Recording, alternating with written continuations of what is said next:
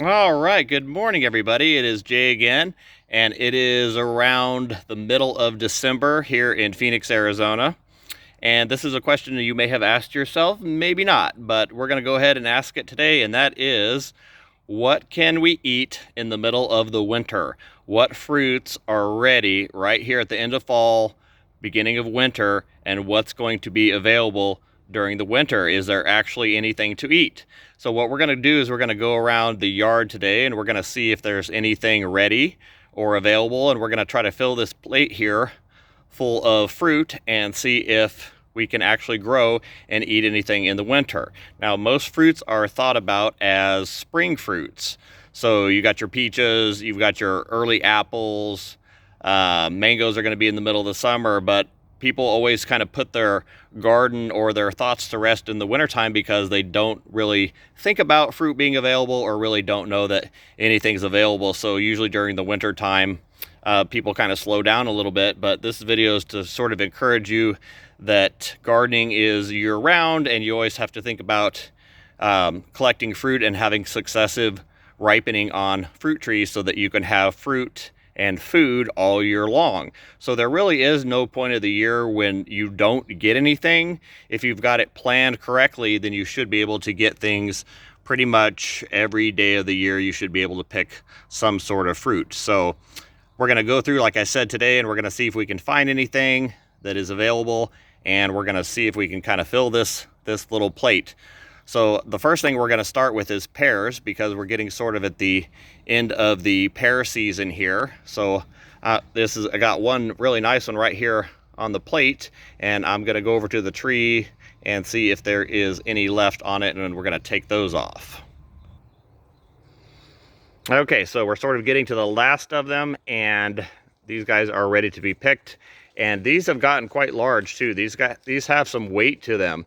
And what is also amazing is the fact that these make it through the summertime. Pears aren't typically thought of as an Arizona fruit, and a lot of people don't plant them. And I think the reason why is because a lot of people don't know that these will actually even grow here, let alone fruit, let alone produce a very big, beautiful size piece of fruit. So we got a couple left on here. This is a nice big one over here too. Wow, this one's a really big one. So that's got some weight to it. So let's go ahead and pick this one off. And we're gonna take this one off the tree. And we've got two more beautiful pears left. All right, so now we got three beautiful pears here. They're quite large. They obviously fill the plate. I've got a little bowl here for some overflow. But the next thing we're gonna go check is figs, and we're gonna see if any figs are available. All right, so the fig trees are still pumping on figs, which is pretty amazing because a lot of the times they won't ripen this late in the year, but these are definitely ripening up, and these aren't small either. These are pretty good sized figs. So let's go ahead and take a couple of these off.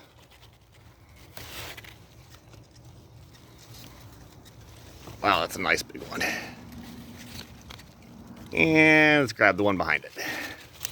All right, let's go add these to our plate.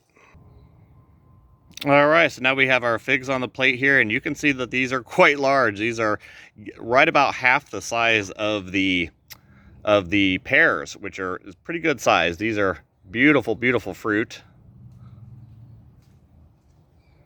And like I said, it's really nice to have something that's going to ripen this late in the year. So now let's go see what else we can find. Let's grab a few citrus maybe. All right, now we have mandarins. So let's see if we can grab a couple different varieties of mandarins here. These are beautiful. These are Owari Satsumas. Let's go ahead and take one of these. Oh man, that just comes right off the tree like a little pillow. This one's gonna be super, super easy to peel. Look at that. You just flick it off with your finger. Nothing peels as easily as these. And then right next door, let's grab a Clementine. Whoop, took a little branch with him. That's all right. All right, and now we're over here by the Tango Mandarin, and these ripen just a little bit later, but I bet I can find one that is pretty darn close to being ripe. Here we go. Let's go ahead and take this one. So this is a Tango Mandarin. And let's go grab us a Gold Nugget Mandarin and add one of those to the plate. All right, so now we're at the Gold Nugget Mandarin, and these ripen even a little bit later. So these are pretty much the first two that are ripe.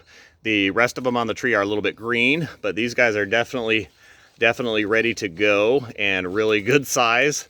So let's go ahead and take us one of these Gold Nugget Mandarins also and add it to the plate. Wow, they just come off so easy and just peel so easy, all of these mandarins. It's just wonderful. All right, let's add the Gold Nugget to the plate. All right, so this hopefully gives you a little bit of size comparison also between these fruits. As you can see, the plate is already full, so we're gonna have to transfer some of these to the bowl. But we've got the Gold Nugget Mandarin, which is large. You can see it's almost the size of the pears, the 3 pears. We've got the Tango Mandarin here on the end. We've got a Clementine. We've got our figs. And we have the Owari Satsuma Mandarin. So we're getting kind of full here. I'm going to start transferring these over, and then we'll kind of fill the plate again. Okay, so now we're going to do limes, and these happen to be Indian sweet limes, and this is one of the best unknown fruits that we could possibly grow here. So this is a lime, and it's gonna smell like one, and your mind is gonna think that it's a lime, but these are actually sweet inside, so you can eat these very much like an orange, just straight off the tree. These are very sweet, but they taste like a lime. So I'm gonna go ahead and add one of these guys. This is an Indian sweet lime. Okay, now we're over at the Feijoa, or the pineapple guava, and I pretty much picked the last of them. This is pretty much the end of their crop for the year, but I got at least 4 nice fruits here. I'm gonna go ahead and add these guys to the plate. All right, now we're over here at some of the lemon trees. Let's grab a couple lemons. Now I realize that I could probably fill the bowls and the plates there with just entirely citrus, but I didn't want to, you know, add everything citrus. I wanted to throw a few other things in there. But of course, people love lemons, and so let's go ahead and add a lemon to the plate here. We've got several varieties to choose from. Let's just go ahead and take one off the tree here, if it'll give it up to me. Here we go. Let's go ahead and grab a lemon, and then while we're up here, we will grab a Buddhist hand citron if any of those are ready. All right, now we're over at the Buddhist hand citron, and it looks like pretty much all of these guys are ready. They've attained a pretty good size this year. Let's see if I can pull one of these up. Pretty good size this year. And this is one of my favorite fruits because this is just a cool, really odd fruit. And this is actually the fruit that got me into this whole thing, this whole gardening thing. So I definitely recommend one of these. Man, look at that. Tell me that's not one of the coolest fruits that you have ever seen in your life. That is neat. So these are Buddhist hand citrons. And they all look to be about the same size and shape. So let's just go ahead and take one of these guys and add these to the plate. And I think while I'm up here, I'm going to go ahead and grab a blood orange also. Now these probably aren't red inside yet because we haven't quite gotten to the cold that we need to make them super red, but I'm going to go ahead and grab one of these and we'll cut it open in the back and just see what's going on with them. All right, so now we're finally getting somewhere. So we've got the the Indian sweet lime on the plate. We've got the blood orange. We've got some Feijoas, and we've got our Buddha's hand. And as you can see, the Buddha's hand sort of dominates the rest of the fruits as far as the size go. But I think we need to add another little something to this bowl. Let's grab a couple nuts.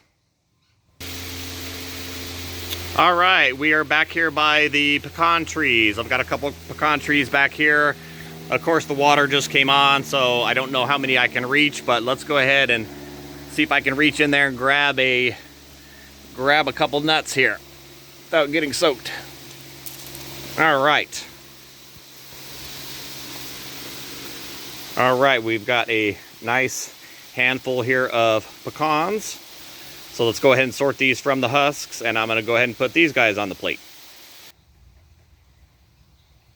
All right, so we're starting to fill up here. I've got my pecans, and I went ahead and added the lemon. I forgot to add the lemon from earlier. So now we've got the Indian sweet lime, the blood orange, the lemon, the Buddhist hand citron. We've got feoas. We've got pecans. We've got figs. We've got pears, mandarins of all kinds, and we're getting quite full up here. This is probably about all I'm going to use for today, but we might as well go ahead and grab one more thing because I did notice that there are a couple of eggplants that are over here that are ready. So let's go ahead and see if we've got a nice one in here that we can grab. That's a pretty nice one. That is a nice looking eggplant. So we're going to go ahead and add this to the roster. I'm going to have to pause it and cut this one. This is not one you pull off the plant. So give me just 1 second. And there we go. That second probably went pretty quick because I put it on pause. So look at that beautiful, nice, beautiful eggplant that I am going to use tonight. So let's go ahead and add this to our bowl here. And I think that's probably about it as far as what I'm going to pick today. I was going to do another video, and I'm just going to split it into a second video, and that is what is about to come on, meaning this stuff is sort of at the end of its run, and what is about to start fruiting next for us here in the middle of the winter in January and February. I can definitely do a video on that. But look at this, guys. This is absolutely beautiful to come outside in the middle of December, almost Christmas here, and pick yourself a nice bowl and plate full of food every single day, because obviously you're not going to pick everything at once because you can't use it all at once.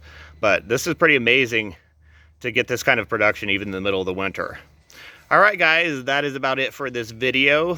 Thank you for watching, and I hope you guys get out there and start planting stuff, because it is right around the corner, and we're starting to already plant things, especially citrus, because that stuff can be planted all year long.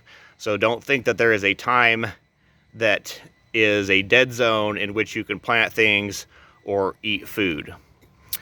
Please subscribe, guys. That is how I keep going with these videos, is that you guys show a little bit of interest, and definitely put some comments below, and I will try to answer as many as possible. But I'm hoping this will be a little bit of inspiration for you guys to get out there and get growing.